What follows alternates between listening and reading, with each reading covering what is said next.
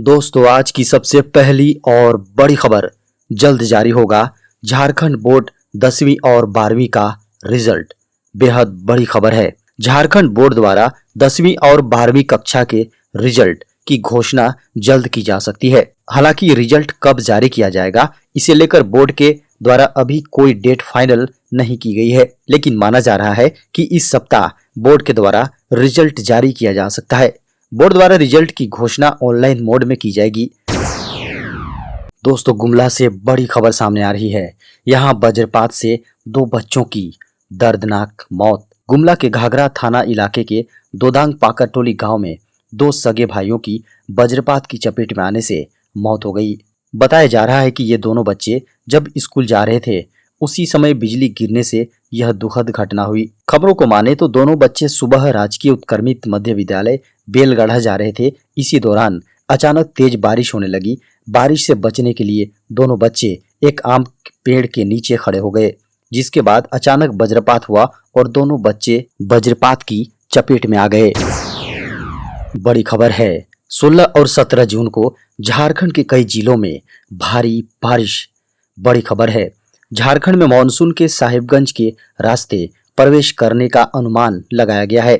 साथ ही 16 और 17 जून को झारखंड के कई जिलों में भारी बारिश का भी अनुमान है। मौसम पूर्वानुमान के अनुसार इस दौरान झारखंड में कहीं-कहीं गर्जन और वज्रपात के साथ तेज हवाएं चल सकती हैं। हवा की गति 30 से 40 किलोमीटर प्रति घंटे होगी। 16 जून को झारखंड के दक्षिणी व मध्य भाग में कहीं-कहीं भारी बारिश की संभावना है। देश के 11 राज्यों में जल्द होगी 10 लाख सरकारी पदों पर भर्तियां। सरकारी नौकरी की तैयारी कर रहे युवाओं के लिए बेहद अच्छी खबर है। आने वाले 1.5 वर्षों में सरकार विभिन्न विभागों में 10 लाख पदों पर भर्ती करेगी। ये भर्ती केंद्र सरकार के विभिन्न विभागों और मंत्रालयों के अंतर्गत आयोजित की जाएगी। सरकार के इस बड़े कदम से देश के करोड़ों युवाओं को राहत मिलने की संभावना है। प्रधानमंत्री नरेंद्र मोदी ने सभी विभागों और मंत्रालयों में कर्मचारियों की स्थिति की समीक्षा करने के बाद ये नौकरियां देने का आदेश दिया है। आईएएस पूजा सिंघल पर ईडी के बाद झारखंड सरकार ने भी कसा शिकंजा। कठौतिया कोल माइंस आवंटन मामले में झारखंड कार्मिक विभाग की ओर से जांच शुरू कर दी गई है। विभाग ने निलंबित आईएएस पूजा सिंघल के खिलाफ प्रपत्र का गठन करते हुए उनका पक्ष जानना चाहा है। इसके लिए फिलहाल जेल में बंद पूजा सिंघल से कार्मिक ने पत्राचार किया है और जवाब मिलने के बाद इस मामले में संचालन पदाधिकारी की नियुक्ति होगी। आरोप है कि पलामू में उपायुक्त रहते हुए पूजा सिंघल ने एक प्राइवेट कंपनी को 80 एकड़ वन भूमि नियम विरुद्ध आवंटित कर दी थी। बड़ी खबर है, गैस सिलेंडर के बाद कनेक्शन लेना भी हुआ महंगा। पेट्रोलियम कंपनियों ने घरेलू गैस के नए कनेक्शन की कीमत में बढ़ोतरी कर दी है। पहले एक सिलेंडर का कनेक्शन लेने के लिए 1450 रुपए तक देने होते थे, लेकिन अब इसके लिए 750 रुपए अधिक यानी 2200 रुपए देने होंगे। दरअसल पेट्रोलियम कंपनी की ओर से 14.2 किलोग्राम वजन वाले गैस सिलेंडर के कनेक्शन पर प्रति सिलेंडर 750 रुपए का इजाफा किया है। यदि आप 2 सिलेंडर वाला कनेक्शन लेते हैं तो आपको 1500 रुपए का अतिरिक्त भुगतान करना होगा, यानी आपको इसके लिए 4400 रुपए सिक्योरिटी के रूप में देने होंगे। पहले इसके लिए 2900 रुपए देने होते थे। कंपनियों की ओर से किया गया यह बदलाव 16 जून से लागू होगा। बड़ी खबर है, रेलवे में एक वर्ष में लगभग 1.5 लाख लोगों को मिलेगी सरकारी नौकरी। भारतीय रेलवे अगले 1 सालों में 1,48,463 लोगों को सरकारी नौकरी देगा। रेलवे में अगले 1 वर्ष में सबसे बड़ा भर्ती अभियान देखने को मिलेगा। इससे पहले पिछले 8 वर्षों में रेलवे ने औसतन केवल 43,678 लोगों को नौकरी दिया था।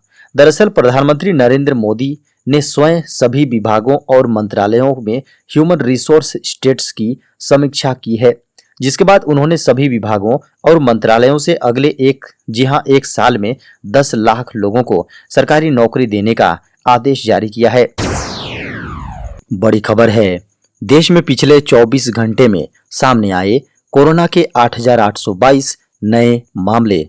देश भर में फिर एक बार कोरोना की रफ्तार तेज हुई है। केंद्रीय स्वास्थ्य मंत्रालय के अनुसार बुधवार को सुबह 8 बजे तक पिछले 24 घंटों में देश भर में कोविड-19 के 8,822 नए मामले सामने आए हैं। देश में इस समय डेली पॉजिटिविटी दर 2% बना हुआ है। पिछले 24 घंटे में कोरोना से 15 लोगों ने अपनी जान गंवाई है। भारत में कोरोना की शुरुआत से अब तक कुल 5,24,792 लोग अपनी जान गंवा चुके हैं। हालांकि पिछले 24 घंटों में 5,718 कोविड मरीज रिकवर भी हुए हैं। देश में महामारी की शुरुआत के बाद से रिकवर होने वालों की कुल संख्या बढ़कर 4,26,67,088 हो गई है। अभी रिकवरी दर 98.66% है। मंगलवार को देश में कोरोना के 6,594 नए मामले सामने आए थे, जबकि सोमवार को देश में कोरोना के 8,084 नए मामले आए। खबरों को माने तो देश में सक्रिय मामले भी लगातार बढ़ रहे हैं। पिछले 24 घंटे में 3,089 सक्रिय मामले बढ़ने के बाद कुल सक्रिय मामले 53,637 हो गए हैं। बड़ी खबर है, भारत में 5G को लेकर मंत्रिमंडल ने दी जुलाई में नीलामी प्रक्रिया शुरू करने को मंजूरी। केंद्रीय मंत्रिमंडल ने 5G दूरसंचार सेवाओं के लिए स्पेक्ट्रम की नीलामी की मंजूरी दी है। 5G मौजूदा 4G सर्विस से 10 गुना ज्यादा तेज होगी। खबरों को माने तो 5G स्पेक्ट्रम की नीलामी अगले महीने यानी जुलाई से शुरू होगी। दूरसंचार मंत्रालय के प्रस्ताव के अनुसार स्पेक्ट्रम को अगले 20 वर्षों के लिए नीलाम किया जाएगा।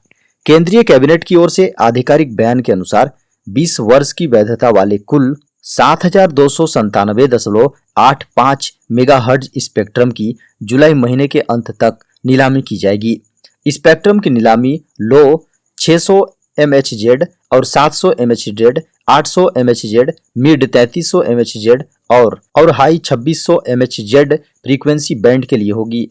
बताया गया है कि मंत्रिमंडल ने इनोवेशन को बढ़ावा देने के लिए प्राइवेट उपयोग वाले नेटवर्क की स्थापना को मंजूरी देने का निर्णय लिया है। इस बार की स्पेक्ट्रम नीलामी में सरकार ने कई राहतों और रियायतों की घोषणा भी की है। बड़ी खबर है, सेना में अर्धसैनिक बलों में अग्निवीरों को ही प्राथमिकता देगी सरकार। केंद्र सरकार ने देश में अग्निपथ योजना के तहत नौकरियों की घोषणा की है। अग्निपथ योजना में सेना, नौसेना और वायुसेना में 9 सैनिकों, जी हां, सैनिकों की 4 साल के लिए भर्ती होगी। इसमें 17.5 और 21 वर्ष के आयु के युवाओं को भर्ती किया जाएगा और इन नवनियुक्त जवानों को अग्निवीर कहा जाएगा। केंद्रीय गृह मंत्री अमित शाह ने कहा कि सरकार असम राइफल जैसे अर्धसैनिक बलों में अग्निवीर को ही प्राथमिकता देगी। सरकार ने इस साल 46,000 अग्निवीरों की भर्ती करने का लक्ष्य रखा है। इसे सुरक्षा पर कैबिनेट समिति ने मंजूरी दे दी है। बड़ी खबर है, अब नवजात बच्चे का भी बनेगा अस्थायी आधार। अब नवजात बच्चे का भी आधार कार्ड बनेगा। यह आधार कार्ड अस्थायी होगा, बाद में इसे अस्थायी किया जाएगा। एक नए नियम के अनुसार आधार कार्ड को डेथ रिकॉर्ड के साथ जोड़ा जाएगा ताकि डायरेक्ट बेनिफिट ट्रांसफर में कोई धांधली न रहे। ऐसी शिकायतें आती हैं कि लाभार्थी की मृत्यु हो जाने के बाद उससे जुड़ी स्कीम का फायदा कोई और उठा लेता है। डेथ रिकॉर्ड से आधार जुड़ते ही इस तरह की अनियमितता पर रोक लग जाएगी। नवजात बच्चे के लिए अस्थायी आधार कार्ड की जहां तक बात है, तो बच्चा जब 5 साल का होगा तो अस्थायी आधार कार्ड को अस्थायी आधार कार्ड में बदल दिया जाएगा।